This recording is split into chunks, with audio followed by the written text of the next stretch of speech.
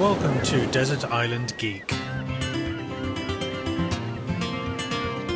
Each episode we welcome one self-confessed geek to our deserted island. But there's a catch. They may bring 5, and only 5, of their most essential geek items they simply cannot live without. Welcome back to another Desert Island Geek. This week we have with us Ewan Spence. He is a kilt-wearing podcaster, an uber-geek, and producer of the very popular TPN Rock show.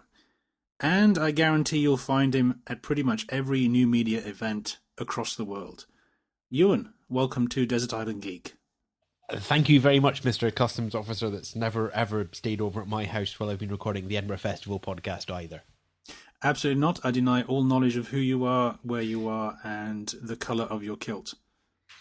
Oh, there we go. Not a problem. Yes, it's an interesting life I lead. I tend to describe it as rather like Kane from Kung Fu, but if he had a broadband connection. So effectively, it is Glenn A. Larson 2.0. So you're actually putting the world to rights as you travel around doing all your new media and geeky stuff. Put to rights is an interesting way of describing it. I would say it's just putting down the English, but I suppose you could argue that, yes. Well, but not being English myself, I think that's a very worthy cause. Hey! And of course, you just like that stuff. And yeah, I have to say, when you travel, you mentioned the kilt there. And it's really easy when you go to a business conference or a media conference and everybody's wearing shirt and tie, shirt and tie, shirt and tie. Or Keith and the girl t-shirt, Keith and the girl t-shirt, Keith and the girl t-shirt. And then there's a bloke at the other side of the room with a kilt on. And you can be pretty sure that will be me. Apart from at PodCamp Boston, when Nick Butler decided he would wear a kilt as well and rapidly realised the error of his misfortune. Well, I think you have very distinctive looks as far as I can gather from the photograph that you sent me as part of your application for the island. So unless there's someone who looks exactly like you, then I think we can probably tell two kilt-wearing podcasters and new media people apart. Yeah. Just imagine Marty Feldman crossed with Chewbacca, and you're probably there. Absolutely perfect. So the island, you're... hopefully want to come onto the island, spend a little bit of time on the island on your own. And as you know, there are specific requirements. You are only allowed 5 geeky items, and the first one is access to a particular website. Which website would you like to be able to access while you're on the island? I take it we're ruling out the classic how to rule over a desert island like a god and get everything you want for a pebble.com. Yes. Right, okay. In that case, I'll probably take the archive library of the Bastard Operator from Hell stories. Operators and IT guys and workers know the sheer power that the head of IT has. The Boff, the Bastard Operator from Hell, who will give you nothing, who you have to ask to reset your password, and who generally's purpose is to, do as little work as possible and not let anybody switch a computer on or interfere with any of his free runnings of his multi-person shooter playing games and everything. It's ran on the register. And it's an ongoing series. It's been going on for about 11 or 12 years now. And it's just how an IT support guy makes sure that his life runs as smoothly as possible. And he does that by killing off management, killing off all the users, wiping out passwords, and generally being a bit of a bastard.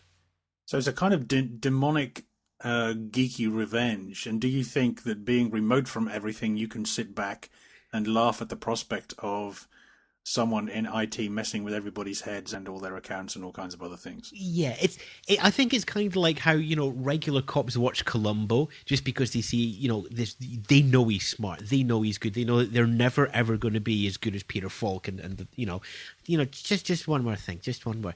There was a tiny, tiny spot of flour on the fireplace. You do remember seeing that? Yes, I put it there. Oh, right. Thanks. And it all falls into place. And police officers love watching that sort of stuff. And in the same way, as an IT person, I love seeing the stories of, when you have I used to do IT support, and whenever somebody would complain about a network cable and the network not working, you just really wanted to do something to them. And what the bastard operator from hell would do is he has a special network port, which at one end is a bit of RJ45 cable, and the other end plugs into the mains, and he just gets people to touch their tongues to check that there's a little bit of current running through it. End of problem. Ah, now I see. Yeah, so there is distinctly evil, actually, and deliberately unpleasant to whoever he has to deal with. It's very black British humour, yes. And that can be either the best or the worst, depending on your viewpoint of British humour, of course. Well, I'm not looking to take over 4 pints of lager and a packet of crisps, so I think we've got rid of the worst of British humour already. I think with the level of culture or lack of on the island, then even 4 pints of lager and a packet of crisps might actually improve the entertainment level to some of the other visitors, perhaps. Yeah, and of course, there's now that there's a writer's strike in America, the script level quality of lager and crisps is actually improving. Comparatively, I mean, it's still the same, but now you're comparing it to infinite reruns of Lost. No contest. Now, you mentioned Lost. I mean, do you think Lost might actually give you some tips about surviving on the island? Yeah. Don't be falling in friends with Terry O'Quinn. And the only reason I say that is A, because I've never seen Lost, but B, he did get to play Howard Hughes in The Rocketeer, which was a brilliant film, and for that I will be ever thankful. In addition to a website, you can have access to one podcast while you are on the island. What podcast will that be? I was considering quite strongly how to rule over a desert island like a god and get everything you want for a pebble, but I don't know if that's going to be allowed. I believe that will be banned. Ah, right. Well, in that case, I'll probably go for NPR's Wait, Don't Tell Me, the topical hourly news quiz coming out of American Public Broadcast Radio. How often does that go out? It's a topical weekly news quiz, so the clue is in the subtitle there, Neil. Sorry, Mr. Customs Officer. Mr. Customs. I mean, wait, don't tell me. It's kind of like it's in that halfway house between Radio 4's The News Quiz and Have I Got News for You. It's a panel of guests and the host Peter Sagal, and they just basically talk about the American news with a very liberal bent towards it. But there's enough jokes down there if you're Republicans as well. It's very light and easy, but it's very sophisticated American comedy. There's not a huge amount of that, and most of it does reside in the radio. I mean, it was a really close call between Wait, Don't Tell Me and a Prairie Home Companion. But the thing is, Prairie Home Companion's podcast only is one tiny bit of the show. It only does the news from Lake Wobegon, not the full thing, mostly because of musical and rights clearances. Wait, Don't Tell Me gives you the full show, the full 1 hour every week. So in this case, length and quantity does shine through. Do you think that just a weekly show will be enough to keep you entertained? Oh yes, because the humour is, first of all, the humour is very topical. So I could spend 2 days trying to almost reverse puzzling what actually has happened in the world to make them joke about Clinton, Obama, and O.J. Simpson. I mean, that would keep me amused for hours. It is very, very long form. There's a lot of discussion because they always have a guest on every week, and the guest has to answer questions on a topic that is nothing to do with their life. I remember when they had the spokesperson for the White House come on and made them answer questions about Hershey bars and the Hershey Chocolate Bar Company. Now, one of the best ways of working out what's going on within America is not to watch American news, but is to watch something like The Daily Show. And do you see this show as being along the similar lines where you're going to really be able to monitor exactly what's going on within the US and to a certain extent within the rest of the world purely through the satire? I think so, yes. If the Daily Show is your independent, then Wait, Don't Tell Me would be rather like the Sunday Times. Right, gotcha. So a little bit more, how can we say, a little bit more regimented, perhaps, a little bit more... Yeah, a little bit more regimented, structured. A little bit more political, right. A little bit less celebrity. And I mean, they'll make jokes about Alan Greenspan, for example, whereas the Daily Show will go for the cheap shot against Mike Huckabee. Purely because of his name, of course. But purely, yes. I mean, President Huckabee, we will defend you with honour. We will never let the White House... You called Huckabee for crying out loud. It's like, to go on a complete aside, America should choose their presidents by name. This is how Hillary's going to win. President Clinton, I would say you could get behind Clinton quite easily, but I think that's already been proven in the first 2 terms. This, of course, is the 3rd term. In no way are they trying to bypass the constitutional limits on the 22nd Amendment. President Mike Huckabee, not really going to inspire the army. You'd think President Obama might do it, but you're not quite sure which army would actually coalesce behind him, especially when you consider that his middle name is Hussein Obama. The surnames, yes. So, President Hussein Obama, you could certainly get the troops behind you. Admittedly, most of them would have their carbines loaded. So there may be a little bit of mistaken identity involved, a little danger of mistaken identity there. I would hesitate to suggest such a thing in such a searchable and open topic. But, blue on blue, the Democrats have form, America has form. Now, you seem to have a great knowledge of the American political system, and it is going through some important changes right now, of course, in the fact that the current term with President Bush is doesn't have a great deal many more months to go. Do you take an active interest in what's going on out there, or do you simply just monitor what's happening and just enjoy the spectacle? Because I'm a regular listener. Wait, don't tell me. Which means I already get all that fed in, and things like the financial markets, things like almost like what the UK Army is going to be doing in the next couple of months. A lot of it's determined by America.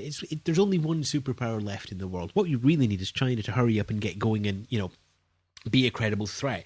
In the same way that companies, it's always nice to have 2 companies, like Apple and Microsoft, Podshow and the rest of the world, cheese and chalk. It's good to have 2 things of contrast to keep everything taking over, which is why when there's only one superpower, America, it becomes so dominant that really it casts its shadow over everything. And it's always nice to keep an eye on the American situation to find out when I can wear my kilt to go through American customs again. One of the most awkward moments is, would you like to take off your belt, sir, and anything metal? And I'm, looking at the customs officer going, I'm in a kilt. That's not a good idea. No, you need to take your belt off, sir. You need to take your belt off, sir. That really isn't a good idea. That's not a good idea. And, somebody very subtly leaned over and suggested to him why it wasn't a good idea. I got the little magic wand. No, the magic wand, the absolute magic wand. So here's a question: did they actually put the wand up inside the kilt, or was it all entirely outside? It was outside, but I did have to lift my sporran up. I think we'll move on at that point. The next thing you may have is one PodSafe music track. Would you like to tell us a little bit about what you have chosen? Yeah, I've had it with TPN Rock. I go through a huge amount of music every week, and I think the one problem if you're hosting a music show like that is you end up bouncing around the streets of Edinburgh, singing your favourite tune as you do, humming it under your breath, but you sound like a drunken idiot because nobody has any clue what song you're singing. That would make sense, I suppose. So do you feel you're actually bringing it to people? Do you see reactions in people? If you saw someone who maybe recognised it, would you strike a conversation with them? I probably would, yes. If nothing else to give them my business card, I'd say, go listen to this show, in a bit of shameless marketing. But when I do that sort of thing, I tend to get the coach to myself. And it doesn't help that I leave my headphone cords hanging out of my rucksack, and you just start rocking back and forward with your hands clasped. It's that easy way to get a seat, especially in the tube nowadays. But anyway, artists. I've decided to go for an artist out of Liverpool, Manchester way. The exact location escapes me just now, and if I choose one, it will be the wrong one. But no matter what I do, the Salford United supporters will get me. So there you go. This is Sarah Hawley and Broken.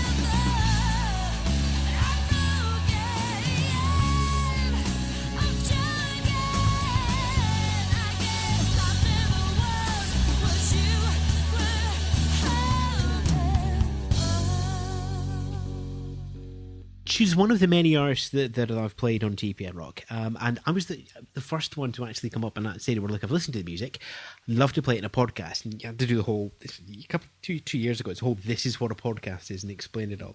And it's just watching. I mean, she reminds me of a very young Stevie Nicks with the vocals and the power that she has there. Okay. And it's just generally watching as over the years as an artist grows. I think one of the things that when you get something on mainstream music, you get the finished product. You get Duran Duran as is. There you go.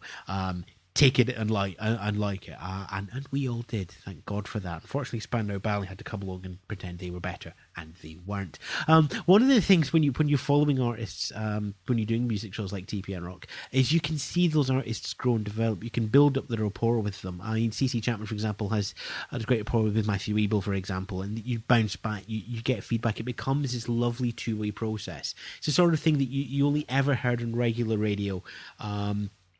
From people that took an active interest in the music, people like Tommy Vance, people like John Peel, that sort of era of we will keep an eye on the bands and we will play the bands as opposed to we'll play what's on the playlist, which is the sort of thing you always got the feeling that Noel Edmonds kind of just coasted through the music and he just played Doctor Who because it was the next one on the list, not because he really did understand the underlying metaphors of Sylvia's mother.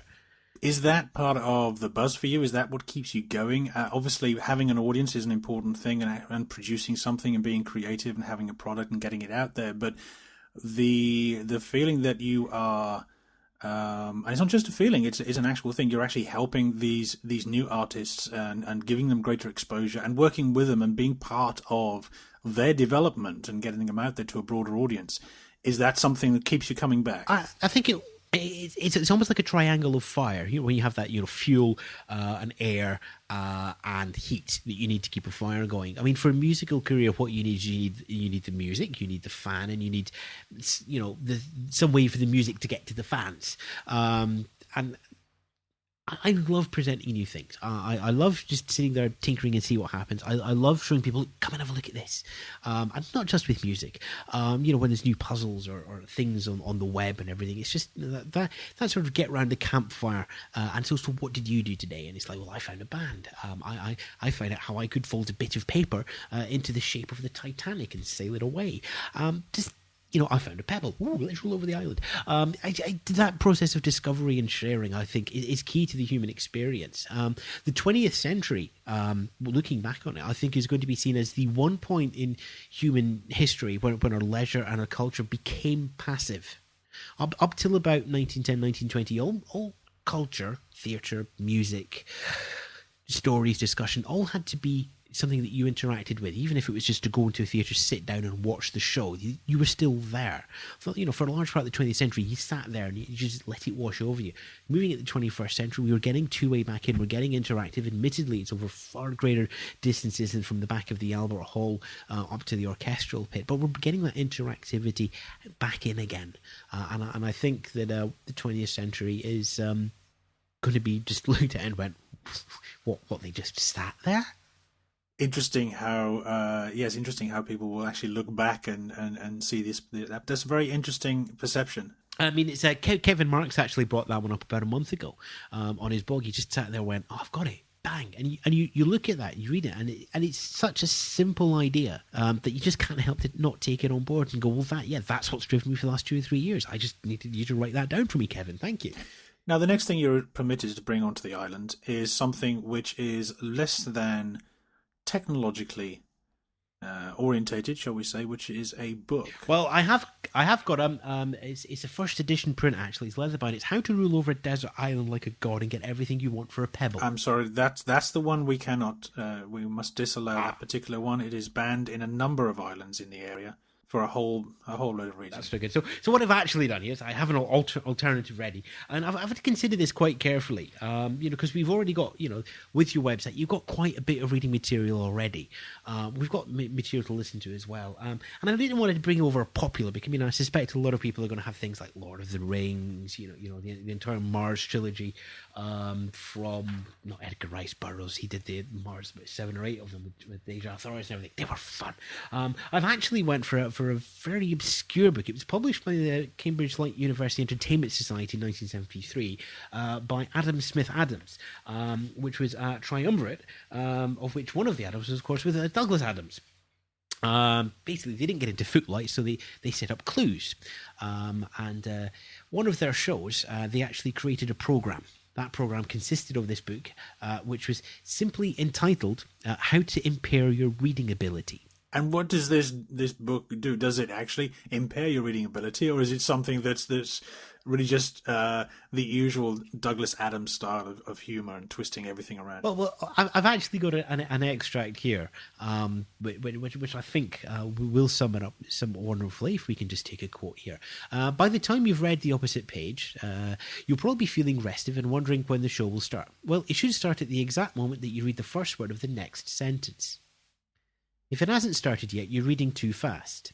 If it still hasn't started, you are reading much too fast, and this is where we can recommend this book, written and published by us. With this slim volume, you will find that your reading powers shrink to practically nothing within a very short space of time.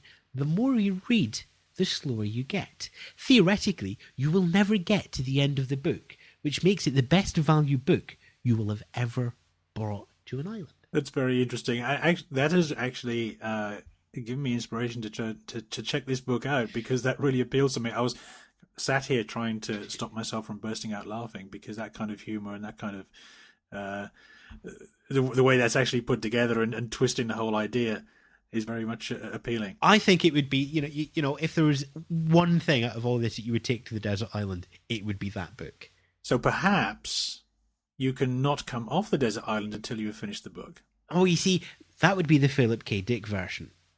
Well, you have one more item you can bring onto the island that you need to talk to us about, and that is back into the geek world, hopefully, not necessarily, I suppose, but you have one device or gadget that you can bring with you. What will that be? Well, my original plan with my first lot of items was to bring a pebble. So I, on the assumption that was not going to get past, I actually have a second choice. You might actually spot a theme coming through here.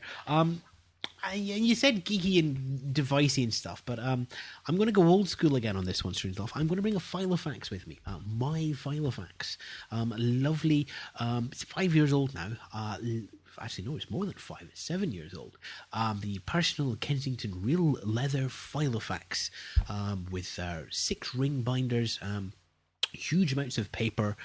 This is essentially, when I travel and in the office, this is as good, if not better, than a laptop computer for organising things. I mean, it obviously doesn't do email very well. But you know, it's all tabbed off. So for example, this here has 2 rows of 6 tabs, and each one of these I consider to be an application. So one of them is my getting things done list. One of them is notes for when I put together the PSP podcast over psp.thepodcastnetwork.com, and there are similar dividers for rock.thepodcastnetwork.com, the Tech Conference show, techconf.podcastnetwork.com, blah blah blah blah, and so on and so on and so on. One of them for noting comedy ideas, a generic notebook. One for some story work that I'm writing on. One for conference planning. One for travel that I've booked throughout March for the fun and games that are going on at the moment. A tickle diary for those of you that know what that is. Plans for secret Web 2.0 projects, monetary breakdowns, and an address book at the back, and a space to hold business cards. Essentially, it's Outlook in leather and paper. Have you always had analog solutions to organise yourself? No, strangely enough, I was one of the great proponents of the old Sign 3s and 5s. And you know, with the power of the mobile phones, you still have those going on nowadays as great potentials. But as I said, I switched back about 5 years ago, and there's something genuine. And there's something positive about writing something down. And there's also the fact that you can keep it running when your plane crashes. I'm sorry, comes into land and is under 10,000 feet. And it has, of course, many other ancillary uses. Your Scion organisers would organise things and maybe play the occasional games. But on a desert island, well, first of all, you've got your 6-ring metal binders. This is great to create sparks. So you can light fire on driftwood using just the components of your Filofax. The leather can be used as either a lure or you can cut them into small strips to tie to fishing wire, for example, to create your own flies. And obviously, the graphite that's in the pencil can be used to make it shiny. The paper itself, of course, you can do a bit of origami, so you can make a hat to keep the sun off, and you can use these to interleave little shelters on your leaves. Or of course, you could just spell out great big words on the ground, as in "Go away, I'm reading my book." Is always a great idea. There's little plastic dividers that you can use to create very small miniature slingshots with a huge amount of stored potential energy in the plastic. I'm sorry, I seem to be turning into an SAS agent on a survival patrol here. You certainly seem to have it all worked out. That's what I can say. Do you think you would have to create some specific new sections in the file effects to cope with the rather unique environment and circumstances of being on the island? Well, the great thing is, with the tab ones, you can actually pop out the little bit of paper inside the tab, turn it over, and write another name on the tab. So, for example, it's very likely that I would need to worry about my financial tab, so I could flip that over and write another name on it, which is possibly where the nice seashells are. So, I mean, if things like getting things done, things still need to be done on the island. Notebook, things still need to be noted. You'd still need to keep track of the days and everything, rather than scratch on a rock. Then, you could use your actual diary. Great for keeping notes. And, of course, when you get lifted off the desert island, you can sell it to Oprah Winfrey for $5 million. I think from what you've said, particularly with the file effects, that you're going to have no trouble whatsoever surviving on this island for a period of time. However, I do suspect you may try to smuggle that little pebble on with you, in which case we need to check you over quite extensively with the wand or whatever other device we feel is appropriate when you turn up with your kilt. Ewan, I have to say, your 5 choices were interesting. Your justifications were very, very strong, and I'm going to allow all 5 items in. Woo! Which you're obviously very happy, which is a good thing. Actually, most people do tend to get their 5 items in because they seem to desperately want them, which is extremely good. Aww. I think we've only turned away one device, and actually that was switched for something else. So, Ewan Spence, welcome to the island with your 5 items. Enjoy your stay.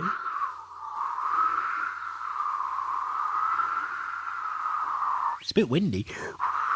It is the windy season. The rainy season comes next week. You'll be absolutely fine. I hope you enjoy your stay and make the most of your time alone.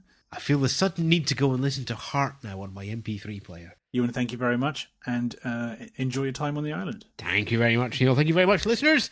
ewanspence.com will be where you will find me when I shall return.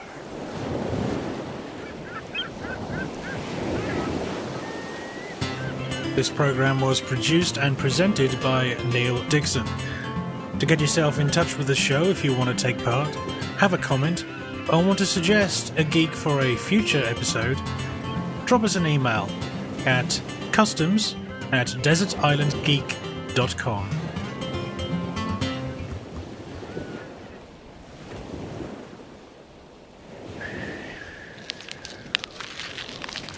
The wind, fire crackling in the background.